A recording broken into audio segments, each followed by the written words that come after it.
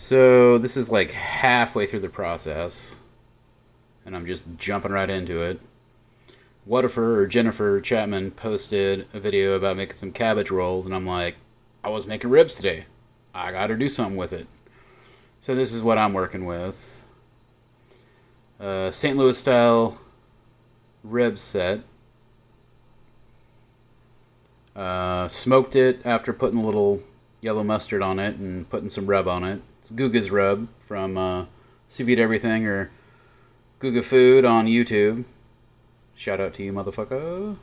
But should be delicious. Smoked for 3 hours on a Green Mountain pellet grill. And we're gonna throw it in the sous vide machine. Anova. Sorry for the messy ass kitchen, but that's what we're working with. So vacuum sealed, cut in half, and we're gonna sous vide it for like 12 hours. So here goes.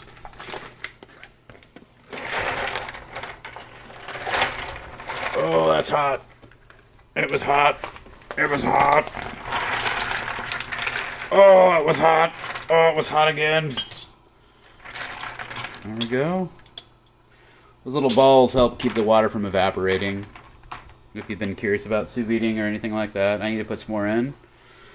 But yeah, we'll be eating some fucking ribs tomorrow. Sorry for the language. Later on.